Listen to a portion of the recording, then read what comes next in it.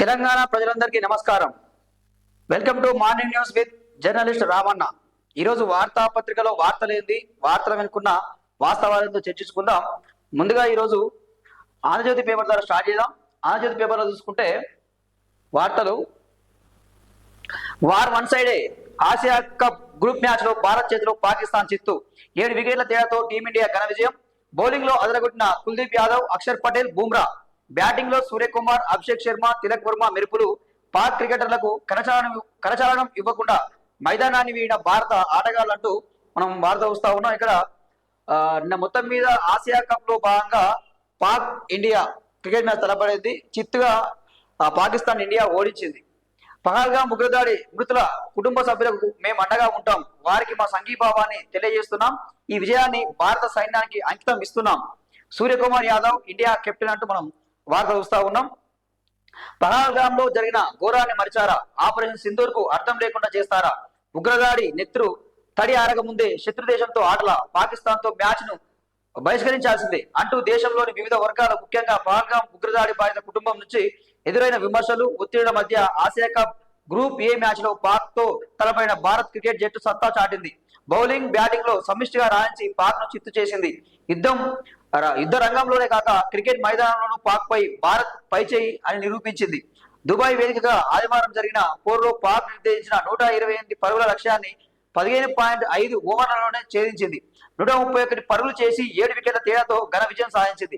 Batting లో అభిషేక్ శర్మ 13 బంతుల్లో 31 మెరుపు ఆరంభం ఇవ్వగా, కెప్టెన్ సూర్యకుమార్ యాదవ్ 37 బంతుల్లో 47 నాటౌట్, ఓ భారీ 6 తో మ్యాచ్ ను ముగించాడు. ఆయుబ్ 35 మేర పాక్ బౌలర్లంతా టీమిండియా బ్యాటర్ల ముందు తేలిపోయారు. భారత స్పిన్నర్లు కుల్దీప్ యాదవ్ 3/18, అక్షర్ కుమార్ 2/18కి తోడు స్టార్ ఫేసర్ బుమ్రా 2/25 దెబ్బకు నిర్ణీత 20 ఓవర్లలో 9 వికెట్లు కోల్పోయి 127 పరుగులు మాత్రమే చేయగలిగింది. మ్యాచ్ అనంతరం ప్రత్యర్థి ఆటగాళ్లకు కరచాలనం ఇవ్వకుండానే భారత ఆటగాళ్లు మైదానాన్ని వీడారంటూ మనం వార్త చూస్తా ఉన్నాం.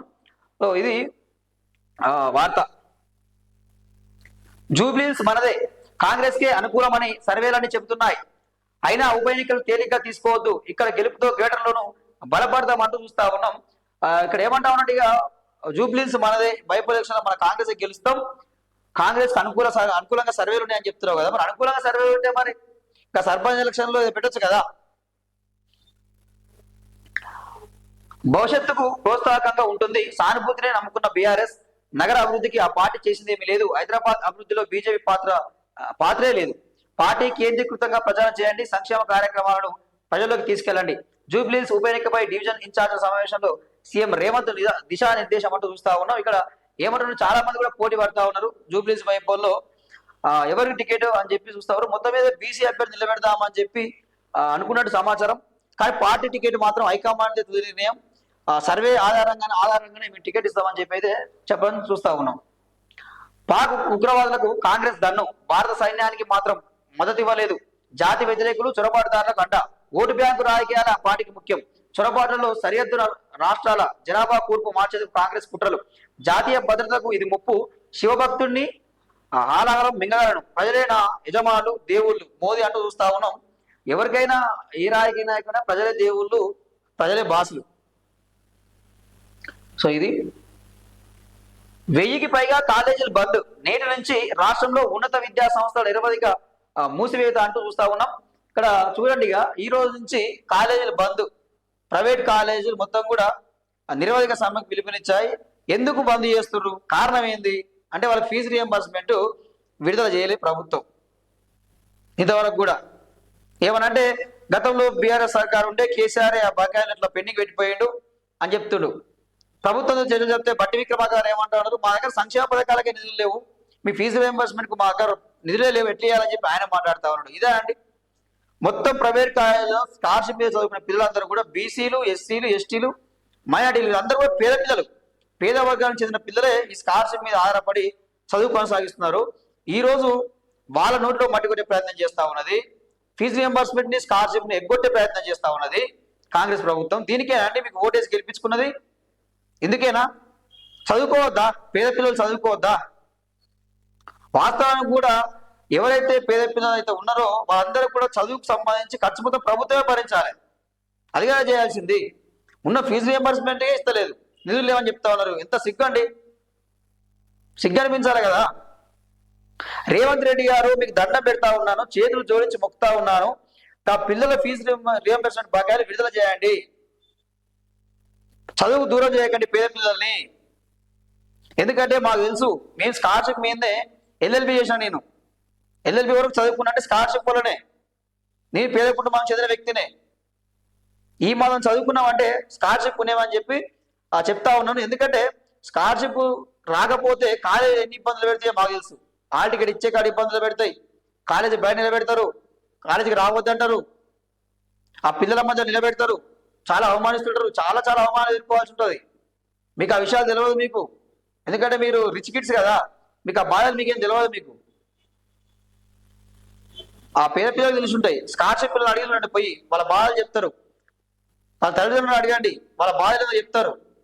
వచ్చి ఊర్లలో నుంచి వచ్చి ఇక్కడ రెంట్కుండి ఆ రెంట్ కట్టలేక, పిల్లల ఫీజులు కట్టలేక, సరైన తిండి తినలేక, నచ్చిన బట్టలు కట్టుకోలేక, ఎంత కొనుక్కోలేక కట్టుకోలేక ఎంత ఇబ్బందులు పడతారో వాళ్ళకే తెలుసు. అది ఒక పూట తిని ఒక పూట పస్తులు ఉంటారు. ఆ విధంగా పిల్లలు చదివిస్తా ఉన్నారు హైదరాబాద్లో. దయచేసి రేవంత్ రెడ్డి గారు మీకు కమిషన్లకు మాత్రం మీకు ఏది ప్రాజెక్ట్ ఉంటాయో దానికి నిధులు కేటాయిస్తారు, దాంట్లో కమిషన్లు తీసుకుంటారు. ఆ వచ్చిన కమిషన్లు పిల్లలకి ఇచ్చినా కానీ సరిపోద్ది. సో ఇది లేమి పిల్లలకే ఫీజులు వేయలేమంటే ఎందుకంటే మీ ప్రభుత్వం మరి దిగిపోండి. మరిగా మాకు చేత కాదు, బడ్జెట్ లేదు, మా దగ్గర పైసలు లేవు, ప్రభుత్వాన్ని నడపలేకపోతున్నాం, మా వల్ల అవుతుంది అని చెప్పి ప్రజలకు క్షమాపణ చెప్పి దిగిపోండి. మరి బడ్జెట్ లేవు, పైసలు లేవు, ఏందండి ఇది? పిల్లలు చదువు అంటే నీకు పైసలు రావు మీకు. మరి ఎందుకు మీ జీతాలు ఒక విషయం అండి, మీ ఎమ్మెల్యేలు, మీ మంత్రులు, ముఖ్యమంత్రి మీ జీతాలు తీసుకోకండి, ఏమైతుంది? ఒక 6 నెలలు బంద్ చేయండి, మొత్తం కూడా పిల్లల ఫీజుకి ఇచ్చేయండి. ఈ ప్రభుత్వ ఉద్యోగుల జీతాలు కూడా 1 నెల తీసేయండి, పిల్లలకు కేటాయించండి పిల్లల ఫీజుల కోసం. ఆ పనికి మాత్రం చేయరు, దానికి ముందుకు రారు. బడ్జెట్ లేదు అని చెప్పి మాట చెప్తారు. సో ఇది ఫార్మసీ, బీఈడి, ఇంజనీరింగ్ పరీక్షలు వాయిదా, దసరాలో బకాయిలు 1200 కోట్లు ఇస్తేనే విరమణ. 21, 22, 22 10 లక్షల విద్యార్థులతో హైదరాబాద్ లో ధర్నా. ఉన్నత విద్యా సంస్థల సంఘాల సమాఖ్య భేటీలో నిర్ణయం. రాష్ట్ర వ్యాప్తంగా 14 లక్షల మంది విద్యార్థులపై ప్రభావం. గత సర్కారు పాపాన్ని ప్రస్తుత ప్రభుత్వం మోస్తుంది. ఈ సానుభూతి ఉన్నందునే 20 ఏళ్ళు ఓపిక పట్టాం. ఐఏఎస్లు 1 నెల జీతం త్యాగానికి సిద్ధపడతారా అండి? సిద్ధపడారు వాళ్ళు. కళాశాల యాజమాన్యంతో ముగిసిన చర్చలు నేను నిర్ణయం తీసుకుంటాం. డిప్యూటీ సీఎం భట్టి ఏం చేస్తాం ఇక? రేవంత్ రెడ్డి రియల్ ఎస్టేట్ వ్యాపారి కదా, ఆయనకు కమిషన్ తీసుకుని ప్లాట్లు అమ్ముతావుగా, దయచేసి అనొద్దు కానీ మన అనాల్సి వస్తుంది. ఇక ఎంత కమిషన్ కావాలో తీసుకొని ఫీజు రియంబర్స్మెంట్ విడుదల చేయి, అనొద్దు. ఈ మాట తప్పడం లేదు. మరి ఆ పరిస్థితి వస్తుంది. పిల్లల బతుకులు ఆగమవుతాయి, విద్యార్థుల బతుకులు ఆగమవుతాయి, చదువుకు దూరం అవుతారు. సో ఇది యోగా గురువుపై వల అనారోగ్యం అంటూ వచ్చి ఆశ్రమంలో చేరి గురువుకు దగ్గరై ఫోటోలు, వీడియోలు తీసిన 2 మహిళలకు 2 కోట్లు ఇవ్వాలని, లేకుంటే అవి బయట పెడతామని బెదిరింపులు. పోలీసులను ఆశ్రయించిన గురువు డబ్బులు ఇస్తామని పిలిపించి ముఠాను పట్టుకున్న పోలీసులు అంటూ చూస్తున్నారు. డబ్బు కోసం దారుణాలు చెప్పేది ఇక్కడ చాలా దారుణాలు జరుగుతూనే ఉన్నాయి కదా. ఇక చంపుతా ఉన్నారు, పైసల కోసం బెదిరిస్తున్నారు, వీడియో తీసి బెదిరిస్తున్నారు, మార్పింగ్ వీడియోలు, ఫోటోలు పెట్టి బెదిరిస్తా ఉన్నారు. ఇట్లా రకరకాలుగా ఉంటాయండి. ఇక ఆయన యోగా గురువు హైదరాబాద్ శివారులో ఆశ్రమాన్ని నిర్వహిస్తున్నారు. ఆరోగ్యం బాగాలేదంటూ ఆశ్రమానికి వచ్చిన 2 మహిళలు ఆయనకు వల విసిరారు. సన్నిహితంగా ఉన్నట్టు నటించి ఫోటోలు, వీడియోలు తీశారు. వాటిని తమ ముఠా సభ్యులకు పంపి యోగా గురువును బ్లాక్మెయిల్ చేశారు. చివరికి పోలీసులు పట్టుబడ్డారు. బాధితులు పోలీసులకు తెలిపిన వివరాల ప్రకారం చేవెళ్ల వ్యవసాయ మార్కెట్ కమిటీ మాజీ చైర్మన్ మిట్ట వెంకటరంగారెడ్డి పని చేయించాలని చెప్పి చూస్తా ఉన్నాం. సో ఇది వార్త. కొండపల్లి సీమలో కాకతీయం. ఆ వంశ ఆద్యుడు గుండెన జన్మస్థలం ఏపీలోని కాకర్తి. నేలకొండపల్లిలో దొరికిన రాగి శాసనాలు ఆధారాలు నాడు ఇక్కడ సామంతులుగా కాకతీయ గుండెన, ఆపై ప్రబల శక్తిగా మారిన కాకతీయ వంశీయులు కాకర్తిని గుర్తించే దిశగా చరిత్రకారుల అడుగులు అంటూ మనం వార్త చూస్తా ఉన్నాం. సో ఇది ఇక హైదరాబాద్ లో కుండపోత, నాలాలు పొంగి 3 గల్లంతు, పలు ప్రాంతాలు అతలాకుతలం, పుట్టుకుపోయిన వాహనాలు. ముషిరాబాద్ బౌద్ధనగర్ లో గంటన్నరలోనే 12 సెంటీమీటర్ల వర్షం. రాష్ట్ర వ్యాప్తంగా పలు చోట్ల వర్షాలు. సిద్దిపేట జిల్లాలో అత్యధికంగా 24.3 సెంటీమీటర్ల వర్షపాతం అంటూ మనం వార్త చూస్తున్నాం. ఇంకా వరదలో కొట్టుకుపోతున్న బైకు జలమయమైన బండ్ల కూడా రోడ్ అంటూ వార్త. ఇక్కడ చూస్తే అండి స్టార్టప్లకు సర్కారు బూస్టప్, ఏడాదికి 200 పైగా అంకుర సంస్థలకు వివిధ రంగాల్లో శిక్షణ సలహాలు, ఆర్థిక సహాయం కోసం 50 కోట్ల నిధి. టీహబ్ లో గూగుల్ కు 2 అంతస్తుల ఆఫీస్ డిసెంబర్ 9న ప్రారంభించిన సీఎం అంటూ చూస్తా ఉన్నాం. దుకాణాల్లో జీఎస్టీ తగ్గింపు, బోర్డులు తప్పనిసరి, 350కి పైగా వస్తువుల ధరలు తగ్గుతాయి, రాష్ట్రాలు పూర్తి స్థాయిలో అమలు చేయాలి, కేంద్ర ఆర్థిక మంత్రి నిర్మల స్పష్టీకరణ అంటూ చూస్తా ఉన్నాం. ఇక జీఎస్టీ తగ్గుతుంది 22 నుంచి అమల్లోకి వస్తుంది. ప్రతి దుకాణంలో కూడా బోర్డు పెట్టాలని చెప్పి చెప్తా ఉన్నారు. కానీ వీళ్ళు ఆ బోర్డు పెట్టరు, అది కాదు, అదే ధరకు అమ్ముతా ఉంటారు. మరి పాత స్టాక్ ఉందండి అని చెప్పి అమ్ముతూనే ఉన్నారు ఇప్పటికి కూడా. కానీ ప్రశ్నించాలి, ప్రజలు జీఎస్టీ ధరలు తగ్గినాయి అని చెప్పి ప్రశ్నించాలి. సో అక్కడ చూస్తే నేనేం తప్పు చేశాను అన్న, వైద్యం చేయించలేక 3 ఏళ్ల కొడుకును చంపి మూసిలో పారేసిన తండ్రి, ఆపై కొడుకును కనిపించడం లేదని ఫిర్యాదు, విచారణలో బయటపడిన అసలు ఘోరం, హైదరాబాద్ బండ్లగూడలో ఘటన అంటూ మనం వార్త చూస్తున్నామండి. ఎంత దారుణం అంటే ఇది మామూలు దారుణం కాదండి. ఇక పాపం బండ్లగూడ వాళ్ళ ముస్లిం ఫ్యామిలీ. ఇక్కడ ఏమైపోయిందంటే చిన్నప్పుడు పుట్టినప్పుడే గుండెలో రంధ్రం పడ్డదాడు.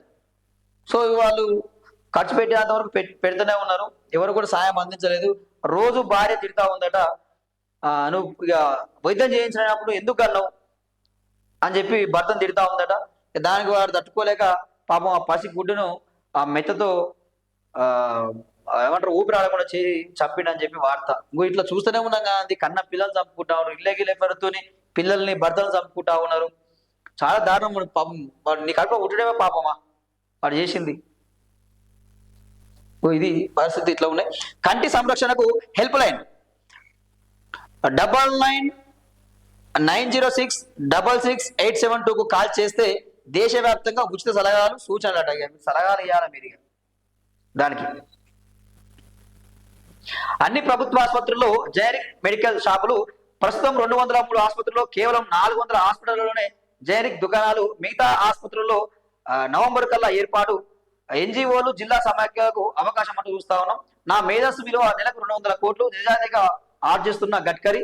E20 పెట్రోల్ ముడుపులపై కేంద్ర మంత్రి పరోక్ష స్పందన అంటూ చూస్తా ఉన్నాం. ఈయన E20 పెట్రోల్ ముడుపులు తీసుకున్న చెప్పి భారత వస్తుంది దానికి ఎటకారంగా మాట్లాడాడు. వలస రాజ్యంలో కలకలం. ఇంగ్లాండ్కు చట్టబద్ధంగా వచ్చిన వాళ్ళు కొందరైతే శరణార్థులుగా వస్తున్న వలసదారుల లక్షల్లో. ఆఫ్రికా ముస్లిం దేశాల నుంచి రాక బ్రిటిషర్ల ఆందోళన, మా దేశాన్ని మాకు ఇచ్చేయండి అంటూ లండన్ లో 1,00,000 మందికి పైగా ప్రదర్శన అంటూ మనం చూస్తా ఉన్నాం. మత్తు మందు తయారు చేసిన మేధా హై స్కూల్ సీజ్, పాఠశాల అనుమతులు రద్దుకు రంగం సిద్ధం, విద్యార్థులను వేరే బడుల్లో చేర్పించేందుకు ఏర్పాట్లు చేస్తున్నామన్న అధికారులు. 1.9 కోట్ల విలువైన డ్రగ్స్ స్వాధీనం, 15 రోజుల్లో 12 మంది అరెస్ట్. ఈగల్ టీం అంటూ చూస్తా ఉన్నాం. ఇక్కడ డ్రగ్స్ దందా, ఇక్కడ ఆల్ప్రాజోలం, ఇక్కడ నిన్న సికింద్రాబాద్ లోని మేధా స్కూల్లో తయారు చేసిన కదా ఒక నిర్వాహకుడు మొత్తం మీద 1.9 కోట్ల విలువైన డ్రగ్స్ స్వాధీనం చేసుకున్నట. ఆ స్కూల్ని సీజ్ చేసిర్రు. ఎక్కడ ఉన్న విద్యార్థుల్ని వేరే స్కూల్లో అడ్మిషన్ ఇప్పించడానికి ప్రయత్నాలు అయితే కొనసాగుతూ ఉన్నాయి, ఏర్పాటు చేస్తున్న అధికారులు. సో ఇలాంటివి మనం చూస్తే అండి హైదరాబాద్ లో ఏం జరుగుతుంది, ఎక్కడిది మత్తు పదార్థాలు, ఎక్కడిది డ్రగ్స్, మనం చూసుకునే చెర్లపల్లి పెద్ద డెన్నే దొరికింది. ఆ ముంబై పోలీసులు వచ్చి పట్టుకున్నారు.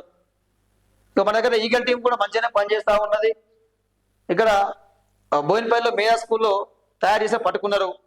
ఇట్లా ఏం జరుగుతుంది, ఈ మత్తుకు అలవాటు చేస్తా ఉన్నారు, డ్రగ్స్ తయారైతున్న హైదరాబాద్ లో. రేవంత్ రెడ్డి గారు మీరు కన్నేయాలి, దీని మీద సీరియస్ యాక్షన్ తీసుకోవాలి, డ్రగ్ ఫ్రీ తెలంగాణగా మార్చాలి. ఆ బాధ్యత మీ ప్రభుత్వం మీద ఉంటది. ఎందుకంటే ఎక్కువగా దీన్ని విద్యార్థులను బలి చేస్తా ఉన్నారు. చదువుకునే విద్యార్థులకు దీన్ని అలవాటు చేసి వాళ్ళ జీవితాలను ఆగం చేస్తా ఉన్నారు. ఇంజనీరింగ్ స్టూడెంట్లని, డిగ్రీ స్టూడెంట్లని వీళ్ళకి అలవాటు చేసి వాళ్ళ జీవితాలనే ఖరాబ్ చేస్తా ఉన్నారు, ఆగం చేస్తా ఉన్నారు. దీని మీద తల్లిదండ్రులు కూడా కొంత మీరు మీ పిల్లల్ని గమనించుకోవాల్సిన పరిస్థితి ఉంది. ఎప్పుడు పోతుండు, ఎప్పుడు బయటకు వస్తుండు, మీరు ఆహారపు అలవాట్లు ఏంది, డ్రెస్సింగ్ స్టైల్ ఏంది, ఏం చేస్తుండు ఏంది అనేది తల్లిదండ్రులు కూడా కొంచెం గమనించుకోవాలి. మీరు ఎంత పనిలో ఉన్నా కానీ పిల్లల్ని కొంచెం చూసుకోవాలని చెప్పి వైఫై మీడియా ద్వారా చెప్పడం జరుగుతూ ఉంది. సో ఇది ఆంధ్రజ్యోతి. నమస్తే తెలంగాణ చూస్తే నమస్తే తెలంగాణలో కాంగ్రెస్ మార్క్ అలైన్మెంట్ అంటూ చూస్తా ఉన్నాం.